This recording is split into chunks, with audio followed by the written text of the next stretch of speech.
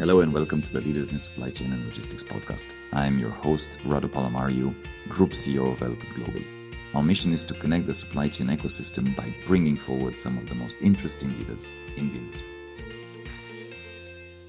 Hello, everybody, and welcome to a new episode of the Leaders in Supply Chain podcast. I am your host, Radu Palamariu, Group CEO of Aalberts Global, and it is my pleasure to have with us today Luca Labriola, Chief Operations Officer at Aalberts.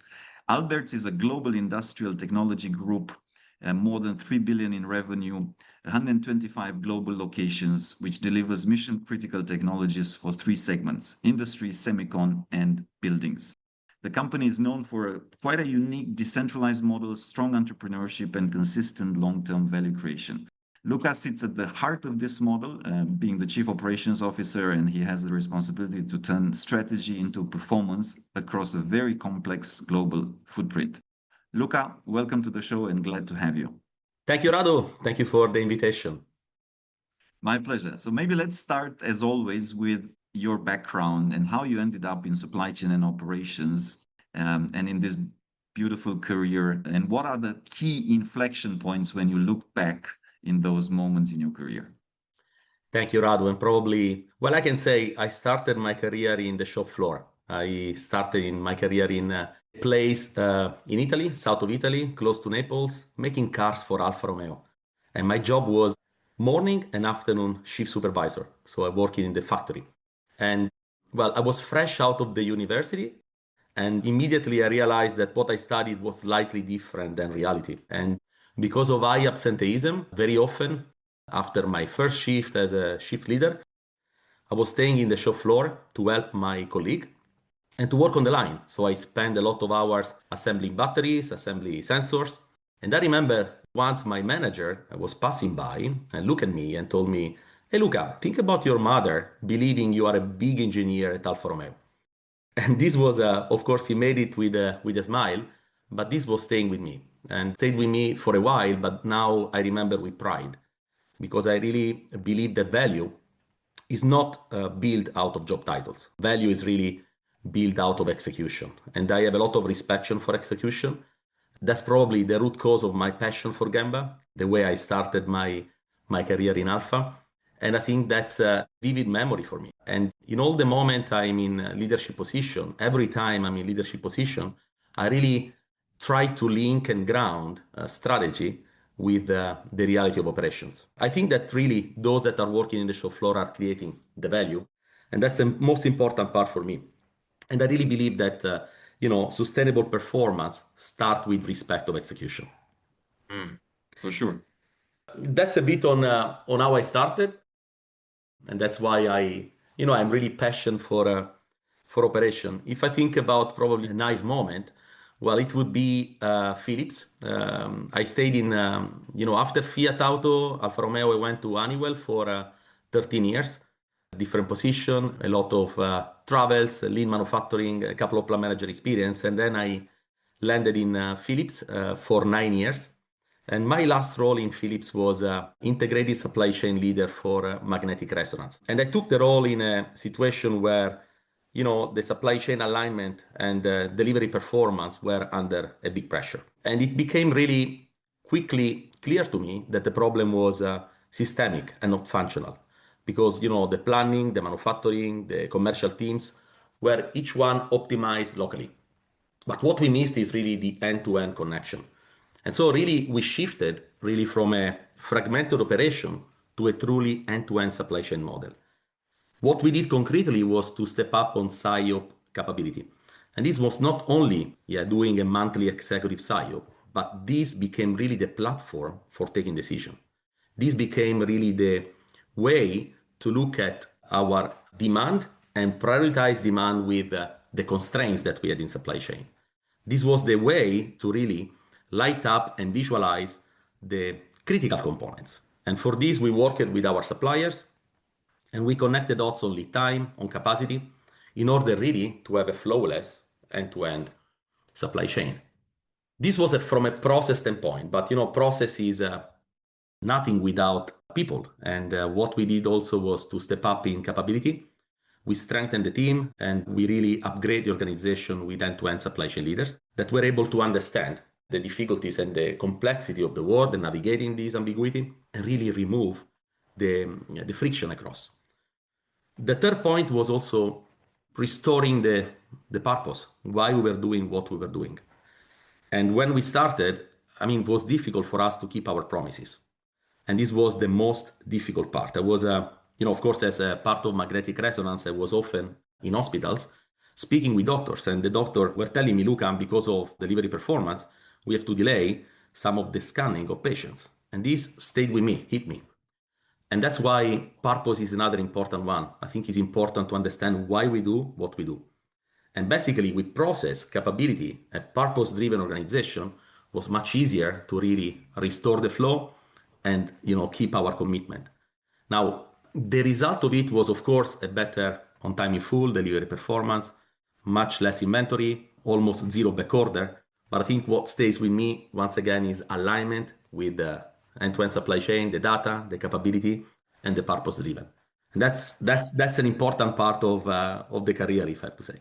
Super. And out of curiosity, now you've transitioned from Philips, which is a very large company, iconic brand in the world, to Aalberts, which is very well known for being much more entrepreneurial, much more decentralized. Obviously, the scale of the business is different to the one in Philips. How has this transition been, and any key lessons learned to make it successful?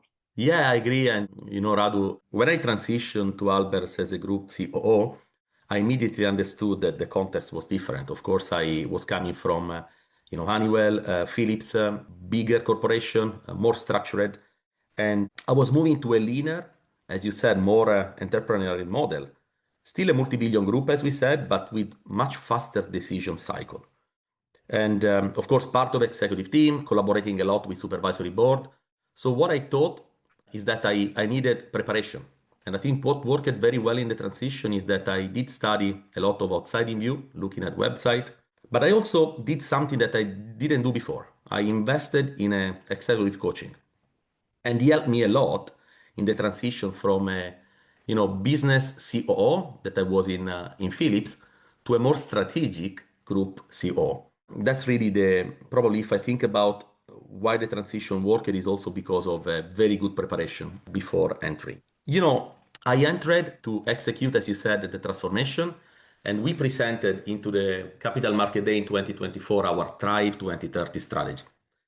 And, if I look at the implication of the 2030 Thrive strategy, I, started with the team working on mainly three things.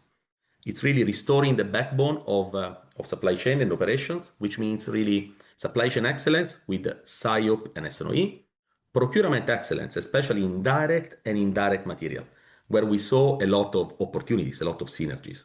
And last but not least, the lean manufacturing, so the creation of the Aalberts Production System.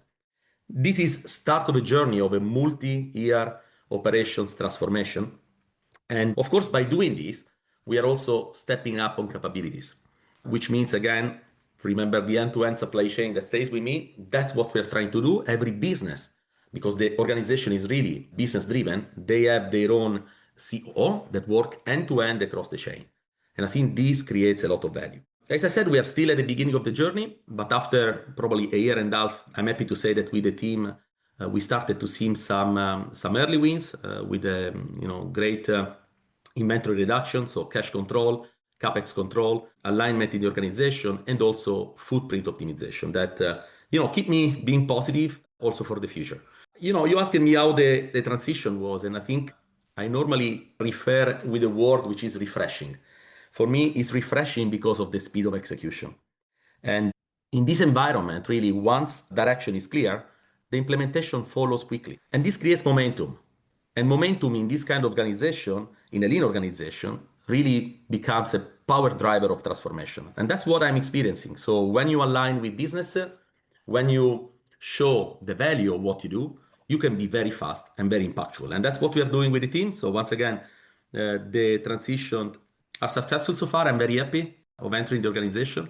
And I also consider Aalberts a hidden jewel sometimes because it's a nice organization with diversity, with three segments, as we said, and a lot to achieve. So happy about the transition. Super. No, great to hear. I know that also you've made an acquisition in Asia on the semicon side of the business, and that's being integrated. Now, my question is very complex business. You operate in three segments. That Yeah. footprint is complex, and we live in probably the most complex time that I've lived in, at least. Maybe you've seen more. You are more experienced than I am, but in the last 10, 20 years, even COVID perhaps was, I mean, at least you kind of knew where things were. Now with, tariffs one day, the second day the Supreme Court rules them out. Suez Canal disruption, there's military and geopolitical risks. What would be one or two principles that you as the COO start to, it's kind of like think of it as the North Star. How do you, because you need to stay in the middle of all these storms that are ongoing and every day is a new thing and guide your team. What are some of the principles that you apply to kind of keep the course in these times? Yeah, for me, it's probably a couple of them. One is stay calm and really look at data as much as possible. And the second for me is really let's control what we can control. So very often we are saying, tariff is impacting and that and this. I know there are a lot of sometimes external condition, but there is a lot that we can do ourselves. So if I look at, cost control, if I look at cash control, I mean, that's really part of what we do every day. So if you have a strong SIO process, if you have, a tightened cost of control, I think that helps a lot. And in our operating model, this is very, very clear. And I'm really amazed about the transformation because the business are super strong on being flexible and going up and down with a lot of change in the market as in the last years we faced. So I think it's again stay calm, look at data as much as possible, and as I said, let's control what we can control and let's stay focused on what we can control. Hmm. How about technology and specifically AI? So we are at the point of probably the one of the highest AI mentions and hypes, I call it, if we are to call a spade in a sense that I think it is a hype because everybody talks about it, very few have actually implemented it. At the same time, I truly believe it's a transformational technology that will change the way from business to society to each and every individual lives will be lived very shortly. But at the moment, I have not seen a lot of companies that have cracked the code, if any. However, it's almost a point of if you're not working on it, you will be left behind. But at the moment, there's no clear practical case studies. How do you see it? How do you experiment with it at Alberts? What's your views? Yeah, I think probably I think wider on how to shape the future of supply chain, let me say. And as I said, we especially in the first year and a half, I'm focusing a lot on fixing some of the basics concept. As I said, supply chain excellence, procurement excellence, and lean manufacturing. And I have really probably a principle that I really strongly believe, which is creating a world-class operations through a collaborative approach. And why I'm talking about this? Because I mean, this stays at the foundation of everything we do. So I don't believe we can do a digital transformation if we don't have some of the basics that are really robust. And that's why I started, and we started our multi-year program in Alberts, really fixing what is the core of operations. Having said this, I think, of course, from a capability standpoint, the digital transformation, digital transparency is fundamental. Mm, And I often describe this to my team in three words, which is connect, collect, and consume. I normally try to tell them we have to connect assets and systems in order to collect the data. No more mm, data, but better data. Why these are important? Because the consumption of data, so the consume, the third word, is really the differentiator. Because if you have mm, the right data and then you start be quick on your decision making because of the data, I think your organization stands up.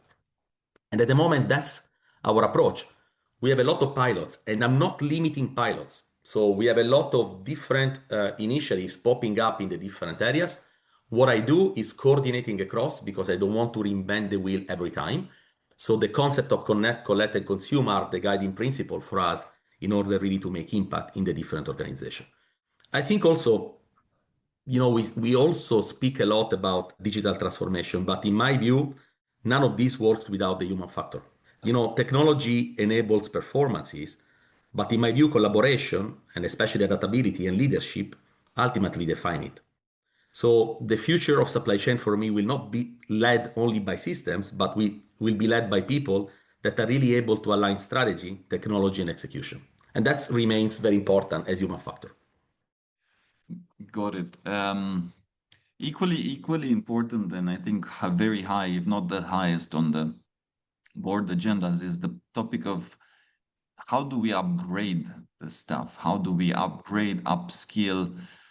Humans are important, and at the same time, to me, it's mind-blowingly fast how things are progressing. So, and I also haven't seen any organization, to be honest, that has cracked this. So I think we're all experimenting. I'm leading a much smaller organization than Aalberts, and I'm not sure that I have cracked it myself for Aalberts Global. How do you encourage and inculcate almost this culture of experimentation, learning, upgrading in your team? Yeah, I think it's for me really important to fail fast and learn fast. Let's say, I'm not against learning by failure. I think it's important that we allow also people to test. We do a lot of cross collaboration initiatives and workshop where again we try to put all the idea together. Also from an innovation standpoint, we are trying to team up across the different businesses, really to look at one voice across, let's say, a segment. And that's important for me because if you don't fail, you don't learn. And of course, it's should be controlled, right? It's not that we want everybody to fail, but sometimes people are worried to try because of worrying of failure. And one of the points stays with me all the time. And sometimes I encourage people to follow our intuition a bit more. And in my past career, especially at the beginning, I was very worried to fail. And I wanted to have 100% of data to be sure that my decision was right. But guess what? That's impossible, right? And so I was asking myself, why? What is the problem, right? And the problem again was, worrying to fail, worrying to be seen not as the, greatest leader or the more competent one. And I think the learning for me was, if you have already 80% of data or 75% of data correct, do it, try it. Because I think, having 100% of data correct is an illusion. And that's a little bit what I'm trying to discuss with the team, to leave them free as well, to experiment, guide them, and especially when the impact is isolated or protected, I think that's a good one. And we have a lot of examples also in the company where we tried, we didn't work, and we left the program, right? So that's entirely okay. Of course, we want to succeed, don't get me wrong, but that's also part of the learning curve. Hmm. Yeah, it's nothing works all the time, and it's um, actually most things don't work. If we are to be to be real, the key is to find the ones that work and then execute upon them. On that topic, what would be some advice that you would have for young professionals that are now stepping into the workforce? Maybe some of them want to be CEOs one day. Mhm. What would you share with them? No, that's an excellent reflection, and I like it, right? And I tend to simplify. My advice is really simple. Take on the challenge, especially when feels uncomfortable at the beginning. I remember, as I said, early in my career, I was working on shift, and I stayed a lot on Saturday night on a shift, and I got calls from my friends, going out and making fun of me. And I remember this with a bit of irony, but this was shaping my character, my discipline. So really, I think growth comes a lot after a period that require extra effort before, results are visible. The second advice is really probably seek assignment that expand your perspective. As I said in Honeywell, I took a challenge to be in India for a year and a half, and this was incredibly transformative for me. Not only from a professional side, I was leading a factory of 500 people. I was the only European leader there. They welcomed me very well, and actually, I'm still very connected with them after many years. And I feel really Pune one of my own. But this shaped me not only professional, as I was saying, but also personally, because the culture was different. I embrace it. And I think that's important because those experiences change not only your skill set, but especially the way you see the world. And that's an important part because if you want to lead global teams, where you have to have a bit of global experience, and that's important for me. The third is also stay curious and build both formal and informal network. Try to find a mentor. This is really important. And I had many mentors in my career. I still have a lot of mentors in my career because those people can help you by putting a mirror in front of you. And those conversations are shaping the development more than we realize. And that's an important part of it. The last point, probably, I was reflecting over the weekend because I read in the Italian Financial Times that a lot of young generation are a little bit reluctant to take traditional leadership roles because of more focus on balance and worry of pressure.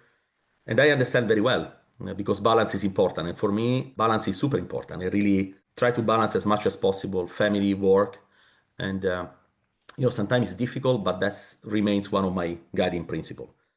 But I would like to invite young talents to look at leadership differently. Because for me, leadership is not only hierarchy, it's not at all hierarchy or pressure. It's about growth, right? And it's growing together with the team and shaping something together over time. When I start a new role, I often plot, a team at the beginning of a road, a trajectory. And I really like to imagine this trajectory after 3-4 years and turning back and see the road that we did together.